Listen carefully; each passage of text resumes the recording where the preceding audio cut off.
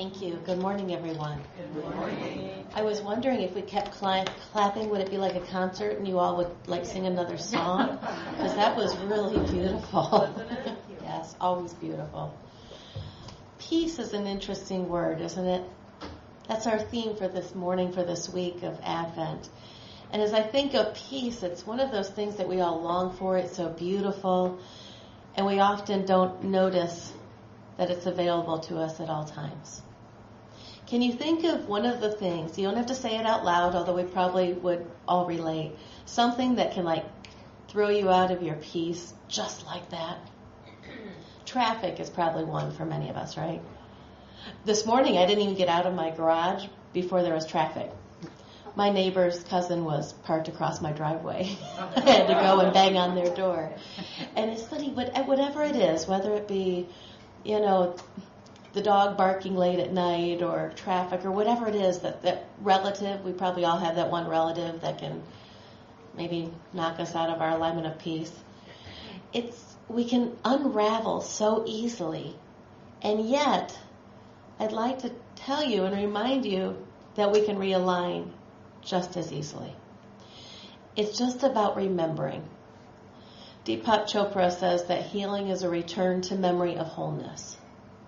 Well, I would propose peace is the same. And I'm not saying it's easy, but it is simple. When we can just pause just for a moment. I often think of Emmett Fox. In The Golden Key, Emmett Fox says, if you just anytime you have a negative thought and experience, turn your attention to God, and everything will be made different. Now, that sounds beautiful, doesn't it? Like so many of the scriptures, it's beautiful, it sounds lovely, it just sounds like it's in a perfect world until we get rear-ended in traffic or we stub our toe on the table while we're walking. And then that peaceful state of mind, those lovely words, I'm a divine child of God and all is well and all, usually aren't what's playing in our minds, are they? Or what's coming out of our mouth when something, even as simple as, I say simple as stubbing our toe, but that doesn't feel so minor when it happens, does it? So in those moments, how do we turn our attention to God? How do we restore peace? It really is taking a deep breath, pausing. I like the acronym HALT. Hungry, angry, lonely, tired. They say you should never make important decisions when you're hungry, angry, lonely, or tired. Even if you don't remember what those stand for, HALT is a beautiful one to remember. When you suddenly feel, even just a little bit, if we pause, and even just think of something that brings you joy, something you're grateful for, you'll realign with that presence of Christ within us, which is where the peace resides. Winter's Light was a part of my title because some years ago I used to put on a program, and what we did was explore all the different holidays and traditions and celebrations at this time of year. Did you know that in the month of December alone there's more than 14 holidays? 14. We probably know some of the, basics, like we hear of Kwanzaa, some of us hear, Hanukkah, but there's 14, Diwali.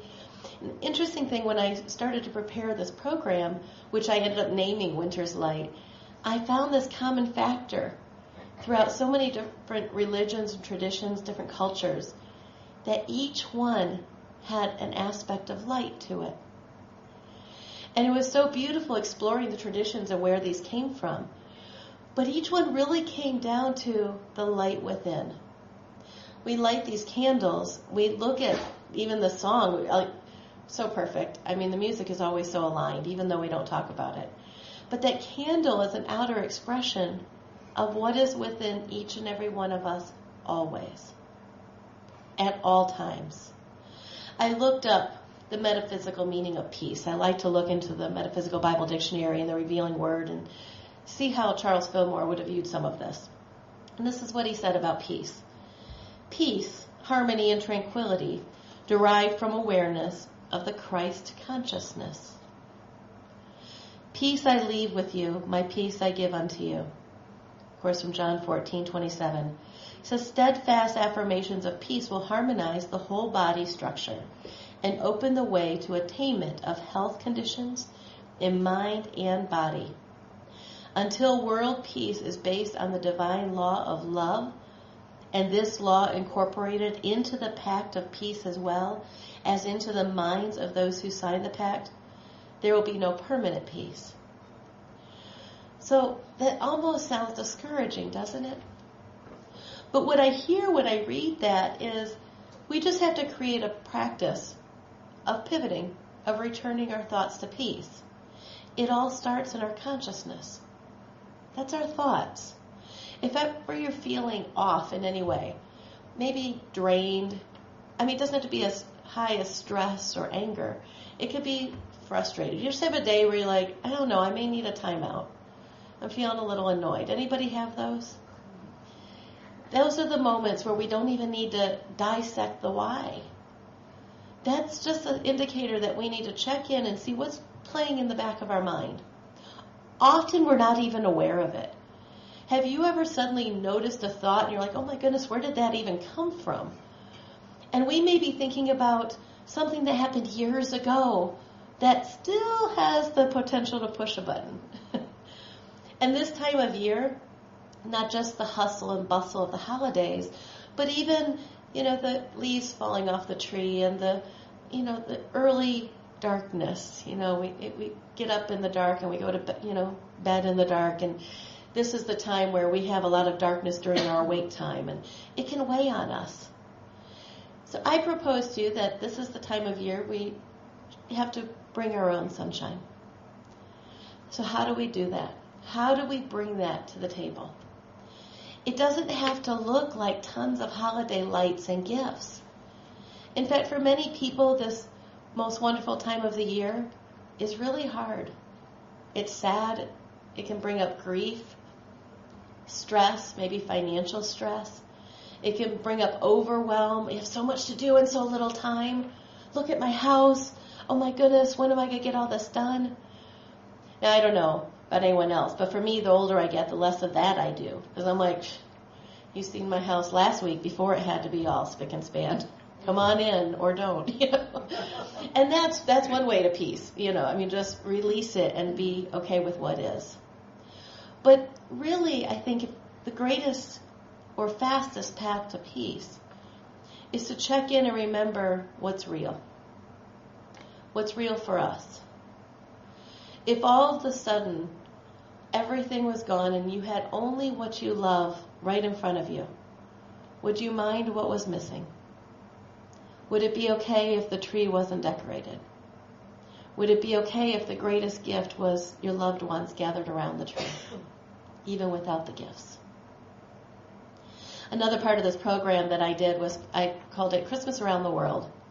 And I set up this display of all these different traditions around the world that are different from ours. Now, I said not all of the ones I learned about did I set up, because there were some odd ones. I don't remember what country, but there was one where people go around the streets the night before Christmas with a witch's head on a stick. And I'm like, well, maybe let's not explore that one too much. I don't understand that one. But one of my most endearing things that I learned through this research was in Poland, they leave a chair open at the table. And that chair not only holds a space for those who may no longer be with us, whether they've passed on or maybe they're just not able to be with us for the holiday, but it also holds a space for those who have nowhere else to be, or maybe don't want to be where they are. So it opens up the space that is really a space in our heart, because whether somebody sits in that chair or not, it brings up the memories. It welcomes people in. And for those who may not have a place to go, they may not even accept an invitation, but knowing that they have one brings them this sense of love, inclusion, belonging. What does peace mean to you? For me, some of those words I just mentioned are what peace feels like. For me, peace feels like love. It feels like having a community, a tribe, knowing there are people there who have my back or who care, someone I can call. Think for just a moment of what peace means to you. Because it really isn't this outside, unattainable goal. Peace doesn't have to mean that the whole world has stopped fighting, although what a beautiful thing that would be. But the only way we can even come close to that is to come to that space within our hearts. That place of peace that says, you know what? It's okay if that one person doesn't show up, even though I wish they would. It's okay if I can't do everything for the kids that I wish I could. It's okay if we have microwavable pizza for dinner because I just can't cook one more turkey. It's all okay. What if we had peanut butter and jelly? With the right person, wouldn't that still be a gift? Just that, right? So when we join our thoughts in with this feeling, when we align them and remember, which usually just takes stepping back, we forget to remember. We get so busy doing. We forget to be in this presence. The freedom that we desire in peace, in love, and understanding comes from within. In the revealing word, the inner light is defined as the illumination of spirit, resident in the center of every man's being. For me, that's just a reminder that although sometimes it may appear dark, there's always light. That candle is always burning, just like the sun, even behind the clouds. We know it's there because we have faith in that. We know that spring will come because we've lived enough years where we know that, winter may end up feeling long or cold, but we know it won't be forever. And those moments when we're not feeling in touch with peace, if we just remember that this is just a moment, there is so much else that's included as well. When there's upset or stress, is there also joy and love? Because it's all included. It's all a part of one.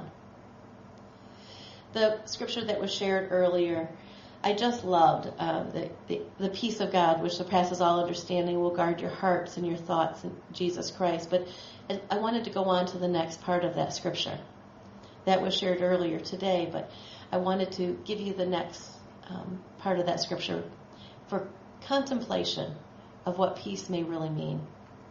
It says, finally, brothers, whatever things are true, whatever things are honorable, whatever things are just, whatever things are pure, whatever things are lovely, whatever things are of good report, if there is any virtue, if there is any praise, think about these things.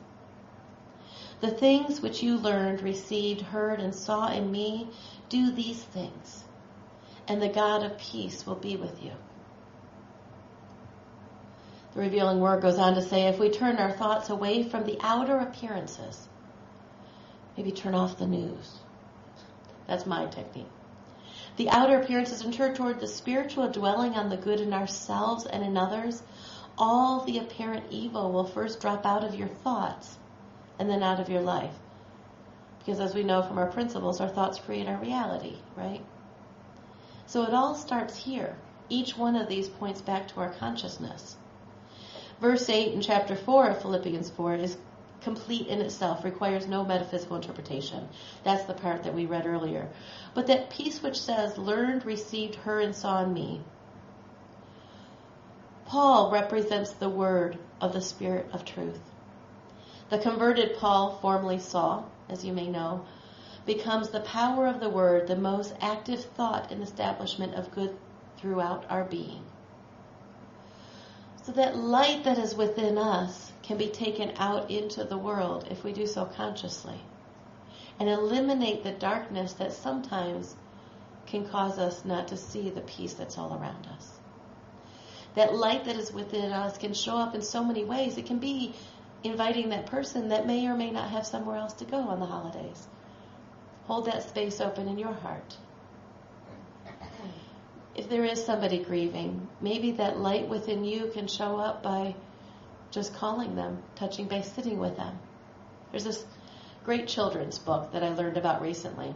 It's called The Rabbit Listened. Isn't it great?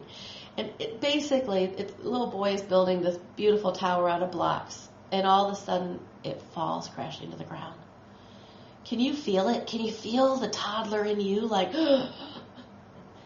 And wouldn't it be great if, as toddlers, we could all just, have a little tantrum and move on? We tend to hold on it a little bit longer. But in the moment it happened, he had all these feelings going, and one by one, the animals came to help. The bear came, do you want to yell? We should be angry, we should scream, and he didn't want to. So the bear left. The ostrich, let's pretend it didn't happen, put our head in the sand. He didn't want to do that, so the ostrich left. And one after another, these animals came to help. And when the little boy wasn't ready to do whatever they were suggesting, they left. We do that a lot, don't we? Oh my goodness, I know you're hurting. Is there anything I can do to help? Not that I can think of. And so we leave. With good intentions, with love. But then the rabbit came. And the rabbit just scooted up next to him. And he sat down. And the rabbit listened. He just listened. And when the boy was ready to scream, the rabbit was willing to scream with him. When he was ready to clean it all up, he cleaned it up with him. When he was ready to rebuild, he did. But sometimes the light within us doesn't have to be loud or bright or brilliant. Peace doesn't have to mean that everybody's acting the way we want. Sometimes it looks like listening.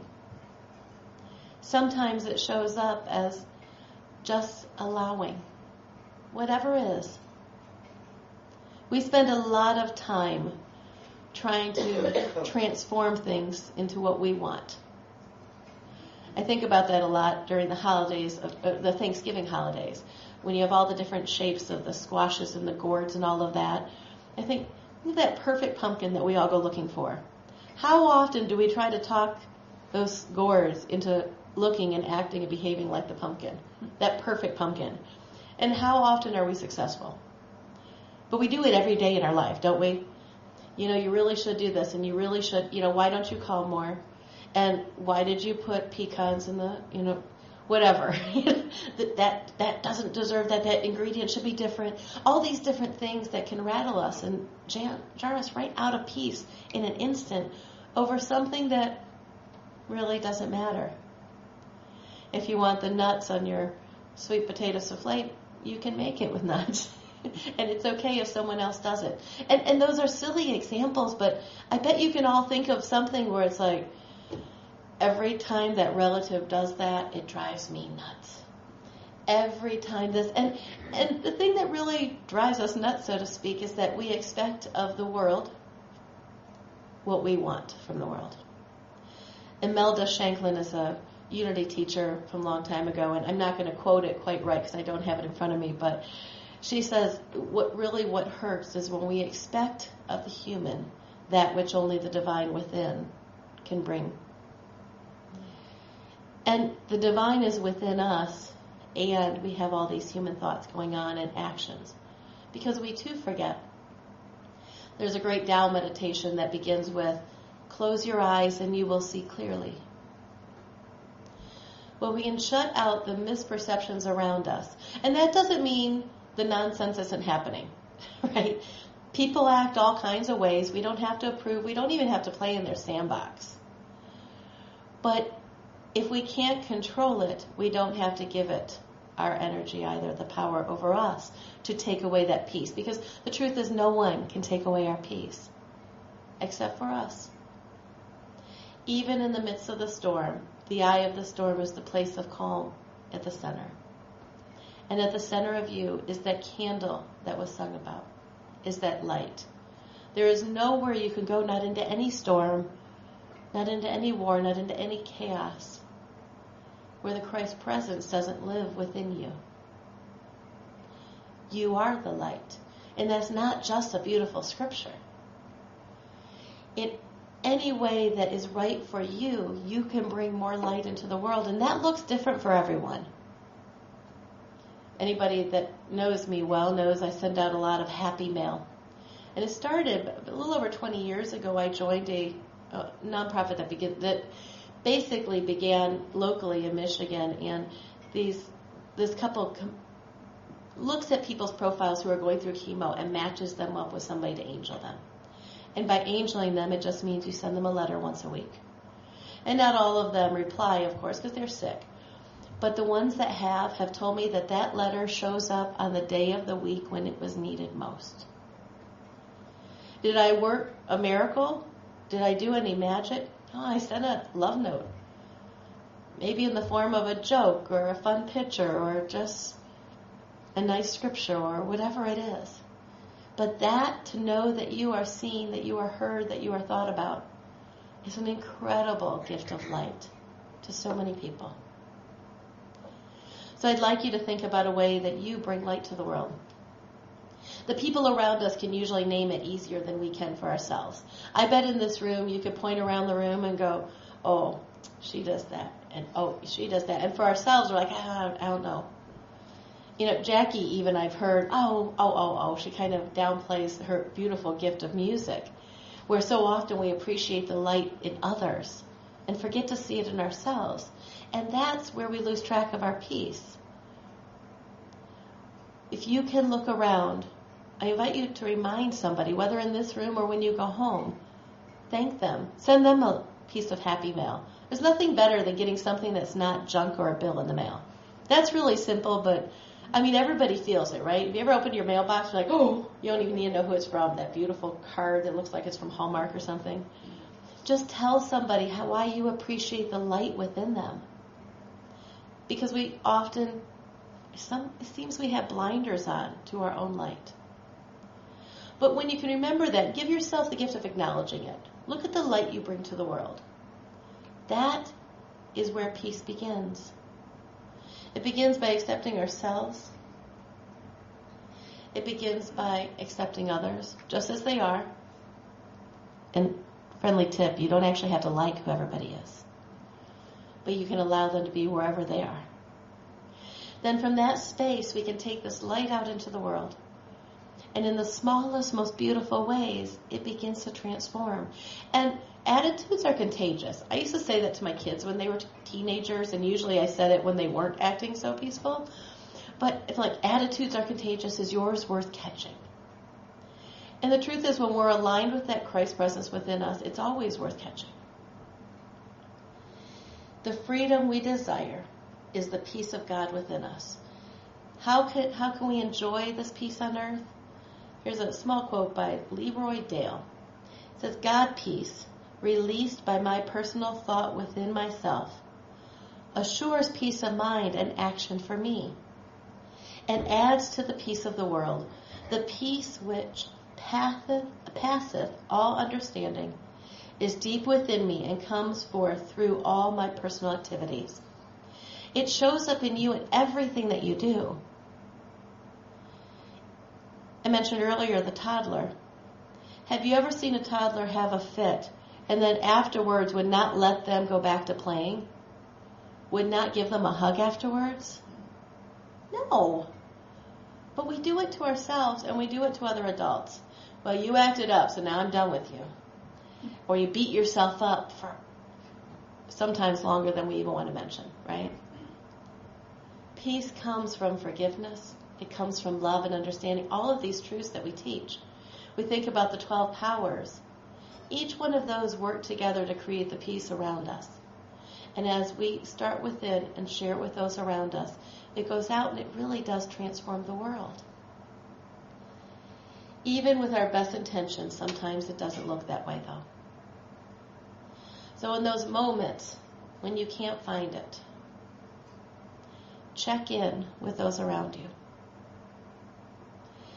There's something about that tribal mentality. We always say it takes a village, right? And our village is every other child of God, which is every single person on this planet, even those that we can't see it with our human eyes. Just because they may be acting in a way that doesn't appear like what we think it should, doesn't mean it's not there. Have you realized that every nation, in every person around the world, whether they speak our language, celebrate the holidays we do, believe the different faiths and traditions that we do, within each person is that spark of light. Within each person is the Christ presence. Hold in your heart in this moment the possibility that if we go out looking for the good, we might just see it. Hold in your heart the vision of that one person who you just wish you could give a sense of peace to, and see that light within radiate within them. At the beginning of each day, I join a group online on a Zoom call, and we do a chant.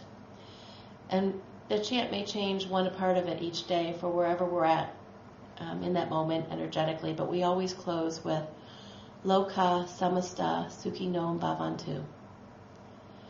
And what that really means is, may the light within us, may the peace within us reach out, and may each person everywhere present, no matter what they look like, shape, size, place in the world, place in the universe, may they each recognize peace within them.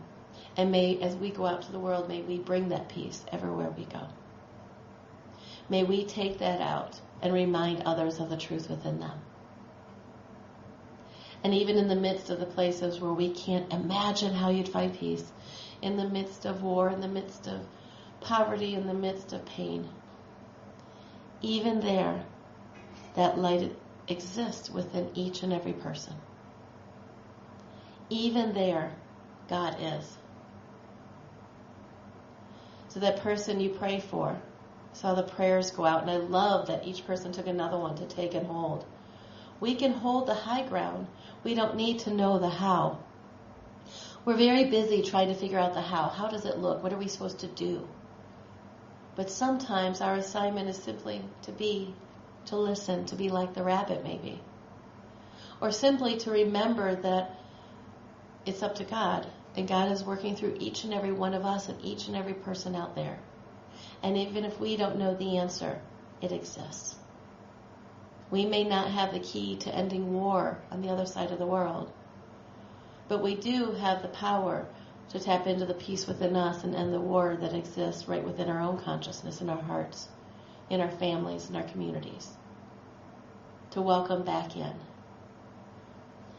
The prayer for forgiveness in Hawaii, the Ho'oponopono, is one of the most powerful for me because it doesn't require knowing how. It simply says, I'm sorry. Please forgive me. I love you. Thank you. And that is not only for the other person, but for yourself as well. Peace begins with remembering the truth of who you are, the light that you are in this world. And so I invite you to really take that out into the world and let your light shine. And don't forget, as you're out there spreading that light, to pause in front of the mirror and see the light that's looking back at you. Because that is what we have to give, the gift of who we are. And that's the most important gift beyond anything we could wrap and put under a tree. So let's take this thought, this vision of peace in the world, whatever it means to you, and it may look different for each and every one of you. And let's take this into our hearts and into meditation. Let's take a deep breath together.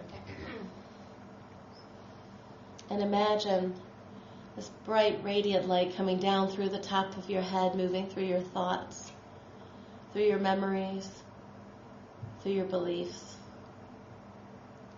into your heart and your lungs, down through each and every organ, through every bone, through every part of your body, every limb, down into the earth.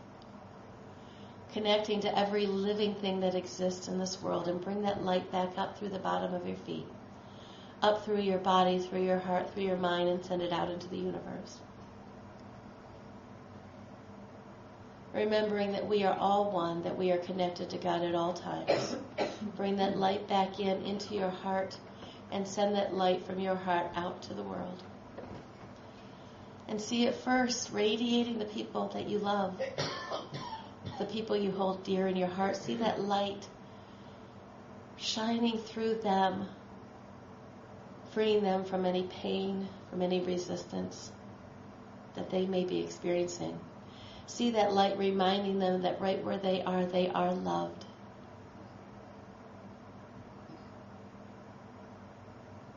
And again, take that light back through your heart and send it out a little further. See each member of your spiritual community, of your family, maybe your coworkers, your neighbors. And bring them into this radiant light and let them feel the embrace of the love that is theirs to receive in this moment.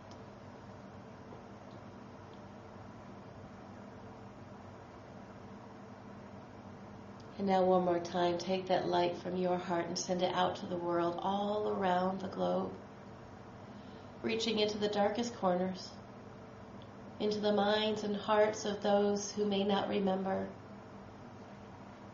And see that light shining on them, reminding them that right where they are, God is, love is.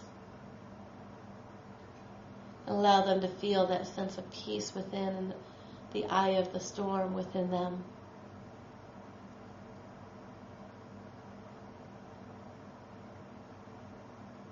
And now as we have pictured the entire globe radiating in this beautiful light of God, I invite you to bring all of that light back into your heart.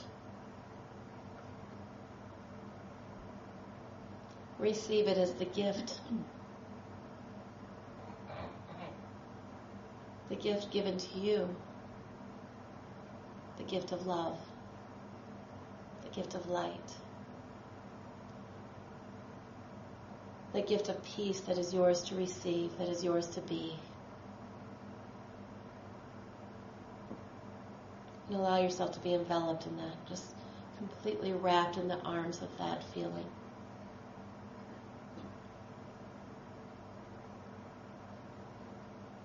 When we close our eyes and go within, we can feel the truth of that Christ presence within. So I invite you to store that in the memory of your heart, where you can reach any time you may forget.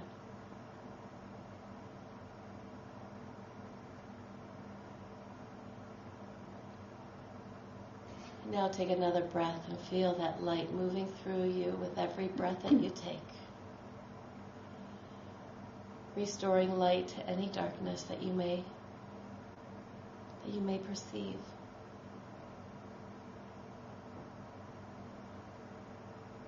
And give yourself the gift of love, loving yourself in the places where you grieve, loving the parts of you that you wish were different, loving the things you wish you had done differently or said differently. And in this moment,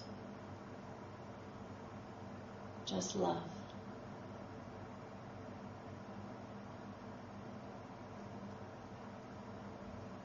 Love the toddler that had the tantrums, and the teenager that may rebel, and the adult that doesn't always get it right.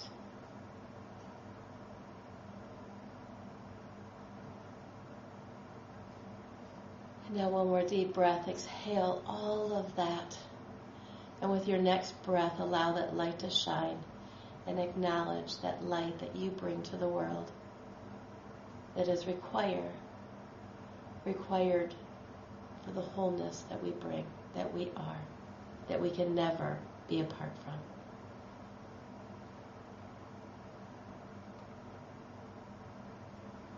And one more deep breath. When you're ready, just release all of that and open your eyes and look around and notice the light in this room.